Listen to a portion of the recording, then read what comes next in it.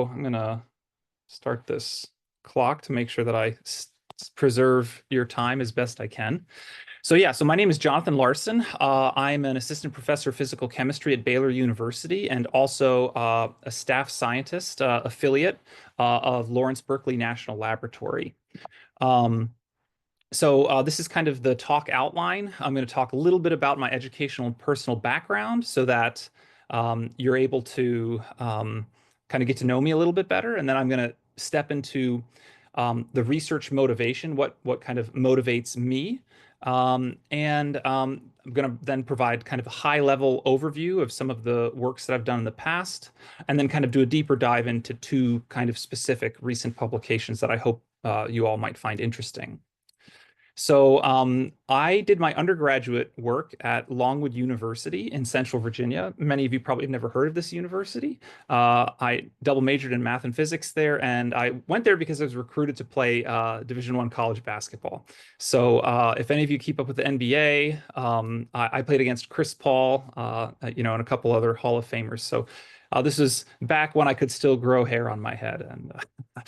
After that, I did a master's in physics at Auburn University, where I actually studied fusion physics before transferring to the University of Maryland College Park to study condensed matter physics and to apply scanning probe approaches typically utilized in condensed matter physics settings to energy storage materials. And I'll talk some more about that in a little bit. Then I moved to Berkeley Lab for a postdoctoral position, where I continued utilizing advanced scanning probe approaches, and of particular importance, this infrared nanospectroscopy approach. And in the fall of 2023, I became an assistant professor at Baylor University. And so, everybody has kind of a somewhat unique perspective on how to approach battery science and what are like the most relevant needs to them. And so I wanted to kind of give you a perspective on what I see to be some big needs in energy research. I'm going to do that by presenting a general challenge and two specific challenges. The general challenge that I see is that energy storage science is incredibly interdisciplinary. Every one of these kind of disciplines has a significant seat at the table. And so my kind of thesis is that actually no one is an expert in energy storage science properly, because to truly be an expert, you'd have to know all of these fields. And I don't think anybody really knows all of these fields. And so I think we're kind of experts in slices of energy storage science. And so for my part, I've attempted, as a physicist and mathematician, I've attempted to collaborate throughout my professional career with people who are experts in some of these other fields to try to generate as impactful work as possible. So that's kind of the general perspective. And two specific challenges. There's tons of specific challenges, but here's two that I find of particular interest. And the first is that of buried interfaces. So in batteries, we've got a bunch of these interfaces where charge and mass transport is occurring across, but that is incredibly challenging to access. And the second challenge is actually the typical way that we do electrochemistry. So when we do electrochemistry, we use a coin cell or we use a pouch cell. And of course, this is a must. The end product is going to be these, pouch cells, usually. And so I'm not suggesting that we do away with these, but what I am suggesting is that as we incorporate more and more nanoscale materials or structural technologies into these electrodes, we become increasingly unaware of any type of locally enhanced electrochemical performance versus locally diminished electrochemical performance, because we're effectively averaging over infinity. So I'd like to be able to access buried interfaces and also be able to overcome this challenge of average properties by coming up with new characterization methods that can probe at the nanoscale. speaking of like that second specific challenge of average properties, heterogeneities are ubiquitous in energy storage systems and in electrodes. There's the storied SEI that spontaneously grows at interfaces, and sometimes even as scientists or engineers, we may actually engineer intentional heterogeneity at the nanoscale into energy storage devices.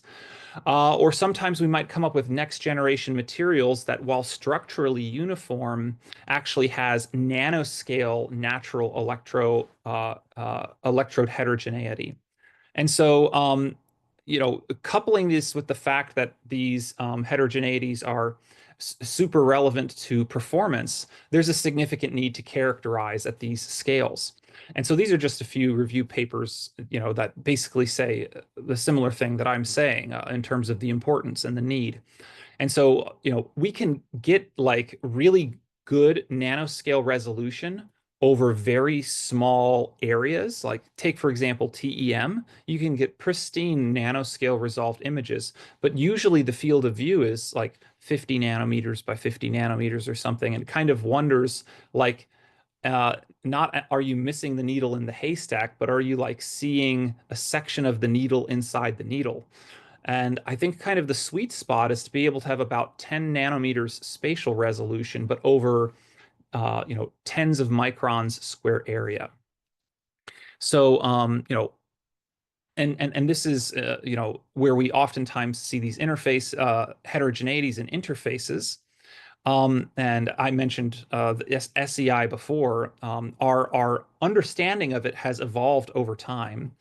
And one of the challenges is that the rate with which new chemistries and storage strategies for batteries, the rate with those are developed and even materials is faster than the rate with which interphases can be characterized.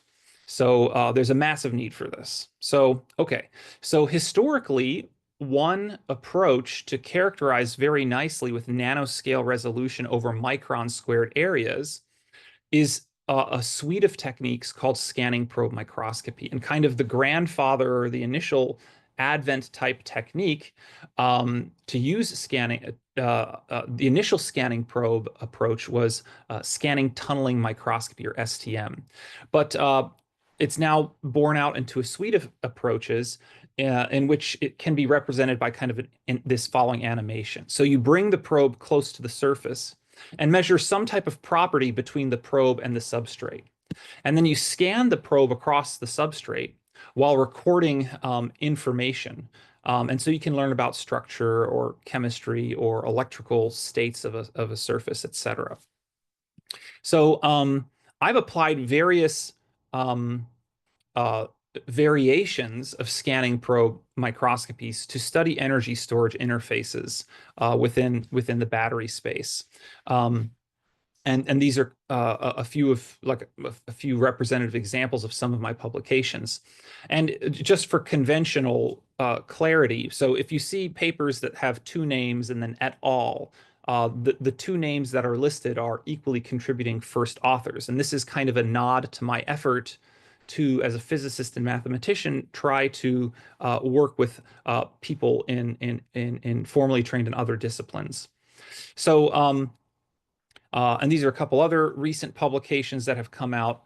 But I'm actually going to now come back to the challenges. So if you recall, I kind of hopefully clearly laid out two specific challenges, but didn't articulate how I'm trying to overcome the challenges. And so kind of the approach for this, ideally, is for me to develop platforms of nanoscale resolution, non-destructively, and within the native environment. This is kind of the modality or the holy grail, so to speak, in my opinion, of interfacial characterization. And so for nanoscale resolution, for structure, I utilize atomic force microscopy. And to keep things non-destructive, I utilize a tapping mode so that the probe isn't dragging across the surface, but is rather bobbing up and down above the surface. And for nanoscale chemical resolution, I utilize infrared nanospectroscopy, which I'm about to discuss in more detail quite soon. And things are kept non-destructive here because of the low energy character of infrared light. So, right. So now I want to talk about infrared nanospectroscopy. So this is an approach that has uh, begun to explode, and it kind of came out of physics backgrounds. And so there's a lot of work on surface physics and um, you know, phase transitions and surface modes, but it's also percolated into catalysis and information storage and even like COVID-19. And so I want to kind of do a quick reminder for you of how conventional FTIR works. Let's consider far field. So in far field, you take infrared light that is focused with conventional optics. You direct it at a material of interest. That light is reflected, collected, and absorbed and analyzed. And but one of the key limitations of this approach is something called the diffraction limit that was derived, a couple hundred years ago, and that states that the spatial resolution of diffraction limited light is linearly proportional to the wavelength of the light. So if you have low energy photons like that of infrared, it has long wavelengths, like usually at the microscale. And so the spatial resolution is thousands or tens of thousands of nanometers. So there is a way to circumvent this. And the way that it's circumvented is by incorporating a sharp metal atomic force microscope probe into that field that's incident at the sample surface. And what happens is right around the probe tip end, the electric field is confined and enhanced. And there's a number of papers that can explain the physics of why this happens, but you'll just have to take my word for it for the moment. And so what happens then is light is forward scattered and also back scattered. And this probe is bobbing up and down with a known frequency that I, as the experimenter, control. And so I collect this backscattered light and basically focus on all the light that has an oscillatory character that matches the frequency of the tapping cantilever. Okay. And in so doing, once passing it into an asymmetric Michelson interferometer, we can do infrared nanospectroscopy. And if you're interested in kind of the physics of this approach, you can read this advanced functional materials paper that I recently published, which describes it in detail. But for our intents and purposes today, I really want to focus on the application, which was energy storage interfaces. And in order to do an energy storage interface, I need to address this last point. I haven't described at all how I access the native environment. And so I want to draw a cartoon of how typical characterization of interfaces is done. So let's say you have some electrolyte and a working electrode. We do some electrochemistry that grows an interphase at the electrolyte working electrode interface. And then we typically try to characterize this interface from this direction. And in so doing, there's a lot of practical challenges with this: opening the top of the liquid cell, penetrating the liquid electrolyte, overcoming interphase roughness, all really, really challenging things. So some collaborators and I decided that maybe we could do this in a better way that overcomes these challenges. And we thought, what if we made the working electrode nano thin and infrared transparent, and then tried to characterize the interface from the opposite side? So if we could do this, if we could realize this, then all of those challenges would be overcome, okay? And we'd be able to actually access this characterization of the interface in its true native environment, okay? So the way that we did this was by incorporating, initially we did this with graphene monolayers. So envision this purple top as a capping layer that's nano thin and infrared transparent, and this blue reservoir square being a liquid electrolyte. Now, I bring the probe close and we incorporate the light. The probe is oscillating because it's an AFM cantilever, okay? And then we can do chemical and structural characterization with nanoscale resolution over micron square areas of, in this example, the solid liquid interface. And then imagine now incorporating bulk scale electrochemistry, okay, to grow interphases or do your favorite electrochemical experiment and correlate that with nanoscale structural and chemical information that is provided by infrared nanospectroscopy. So this has seen quite a bit of success over the last, let's say, 5 years or so. And as a result of this, I was invited to write a review paper on advancements in this technique as applied towards energy storage interfaces. And I'd say kind of two of the seminal works here would be this work of Yixin Liu and myself in nanoletters. This is the first work that was able to study an electrochemical interface with nano FTIR in an operando mode. It was also the first to measure liquids with infrared nanospectroscopy, and we were sensitive even down to the electric double layer. And in this work, we leveraged this technology to study lithium polymer electrolyte interfaces in anode-free batteries. And so I'm going to try to let me check my time. Okay, yeah. So I'm going to try to introduce both of these approaches. I'm going to start here with the one on the left. Okay, and in your mind's eye, I want you to envision a graphene overlayer, so a single sheet of carbon atoms, over top a liquid reservoir. And then rotate it 90 degrees so that the top of that kind of graphene layer is parallel with the screen of your laptop or monitor. Okay. And this is infrared nano imaging that was collected in such an experiment. And so you can see that around this reservoir, it's very bright. But on top of the reservoir, it's dark. And the reason for this is that graphene on gold reflects more photons than water, right? Like if you wanted to create a mirror, you'd probably use some type of polished metal and not water. And so you're actually seeing to first order gradients in local conductivity. But what this infrared nanospectroscopy tool can now do is we can study vibrational spectra, like let's say from this green dot to the red dot. And so this is a plot now of absorption from the green dot to the red dot. And what you can see is water absorption, water absorption, water absorption, and then it goes away.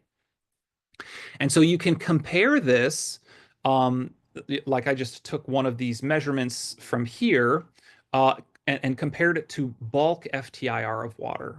Okay. And when you compare those two, you find that there's actually, obviously, this main primary peak is very similar, but there's these side bands that are not noise. And what we speculated or thought was that these would actually be the fine structure of water and or hydrogen bonding or the like that may be breaking the degeneracy of the vibrational modes right within the electric double layer. We did this same experiment not just with water, but also anhydrous propylene carbonate. And then things get really interesting once you incorporate some type of salt, right? Because in the past two examples, it was just, let's say, the pure solution. There was no salt. And so to study a simple system, we want to start with simple systems. We did like ammonium sulfate and water.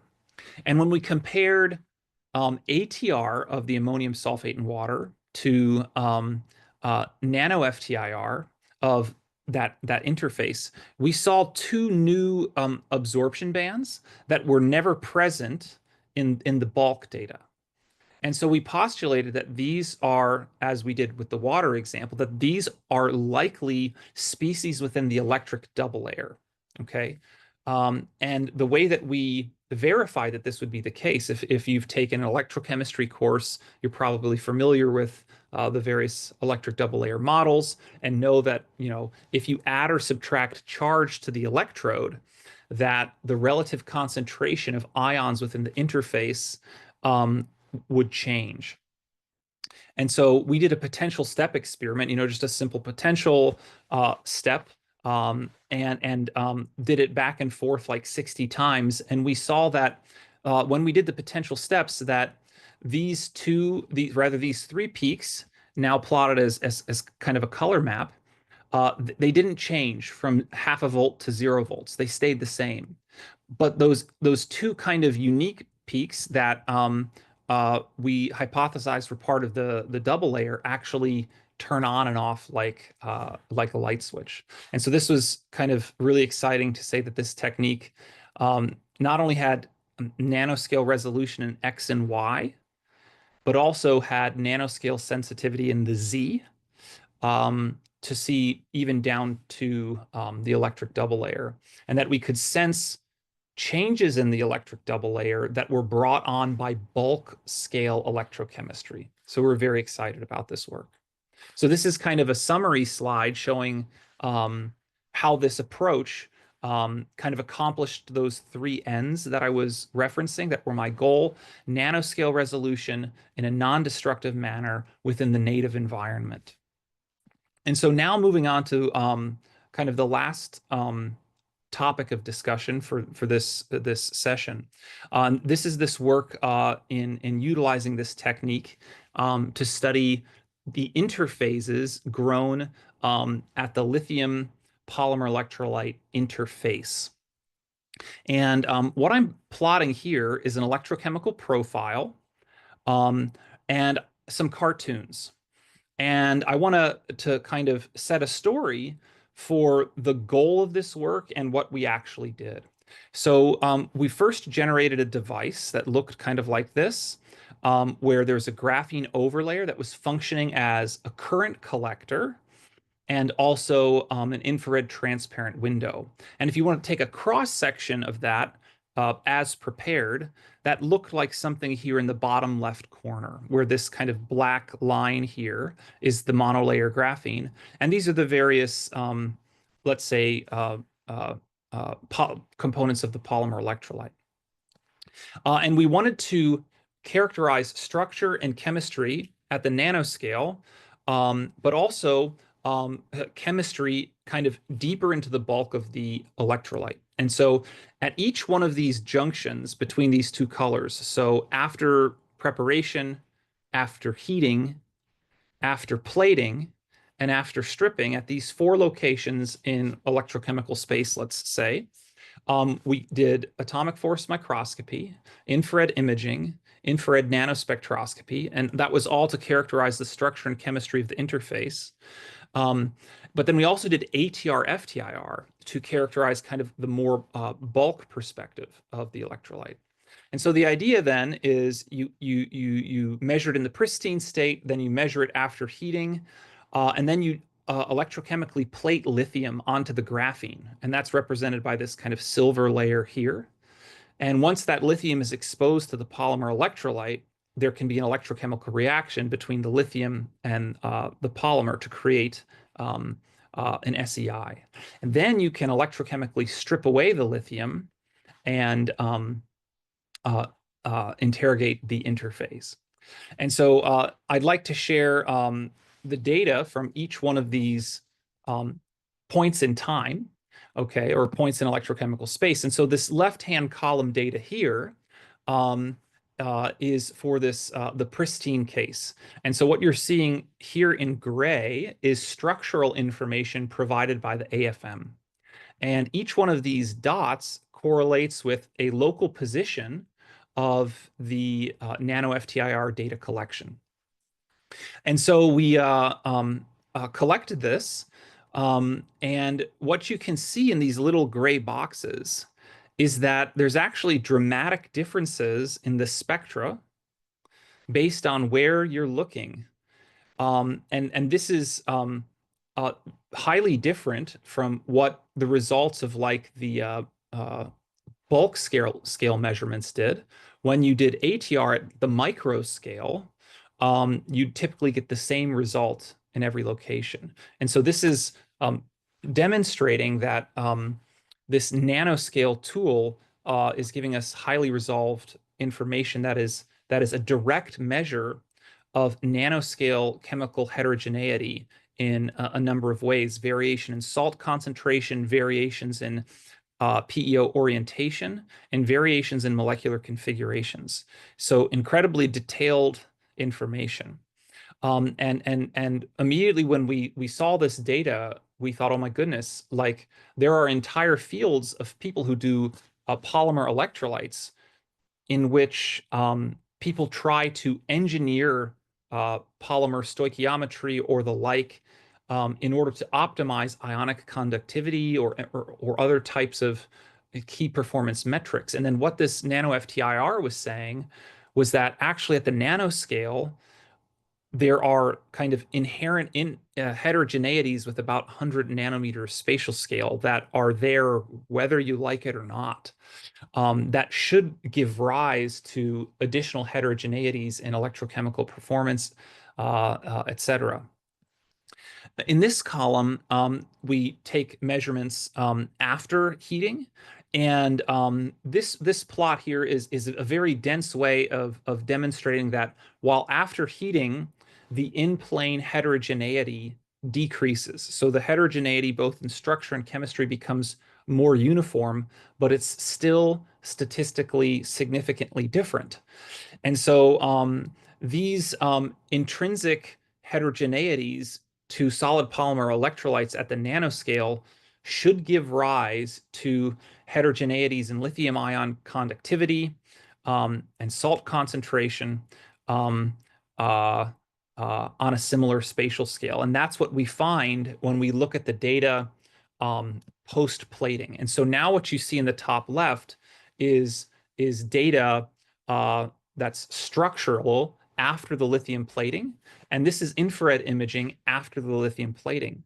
And what you can see oddly, or perhaps not oddly, hindsight is 2020, but you're seeing again gradients in the color of the infrared image. If you remember when I showed you like the graphene on water versus the gold, there was a gradient in color, right? The gold was very bright and the water was very dark. And it's quite odd to see some similar character here. And what we're seeing is heterogeneous lithium plating. And it's on a similar spatial scale to the underlying chemical and structural heterogeneities of the interface. And so to point out a few of these other heterogeneities that we measure beyond just the heterogeneous lithium plating is we're also now seeing, this is a C-double-O bond that we're now seeing that was not there previously. And of course, we should start seeing if an interphase has formed, we should start seeing evidence of vibrational modes that were not previously there in the pristine and the heated state. And indeed, that's what we see. And one additional interest is that when we compared the nano FTIR data in about 800 to 900 wave number regions, you can see in all the data, there's no peaks here. And for those of you who don't know, for polyethylene oxide, for PEO, there should be 2 peaks here if PEO is in a crystalline form. And if you compare this data with the ATR, okay, so the ATR is penetrating thousands of nanometers into the battery, and the nano FTIR is just sensing kind of the interfacial region.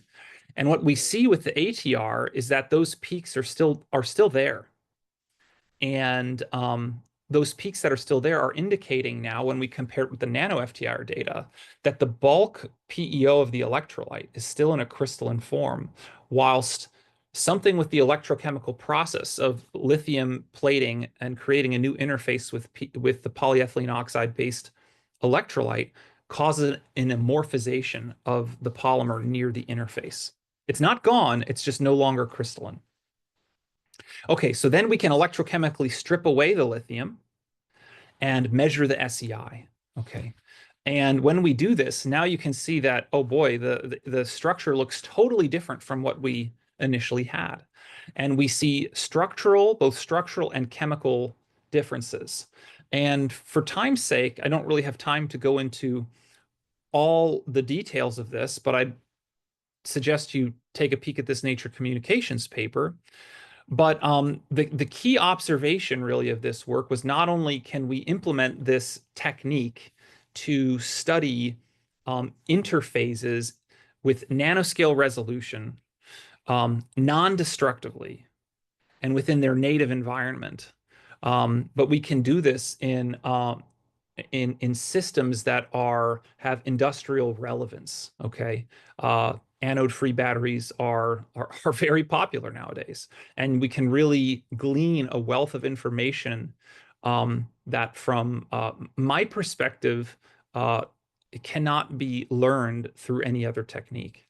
And so with that, I'd like to say thank you for your time. Thank you for attending my session. I know you had a lot of other options, so I do appreciate you coming and checking it out. And/or thank you to those who come and check out the talk that's recorded at a later point in time. If anybody would like to chat afterwards, I'd be happy to answer questions, and also field any type of emails if people would like to find me. You can find me on Baylor University's website. I'm also on Berkeley Lab's website as an affiliate faculty member there. But yeah, feel free to email. But now I guess we'll transition to any questions that the audience may have.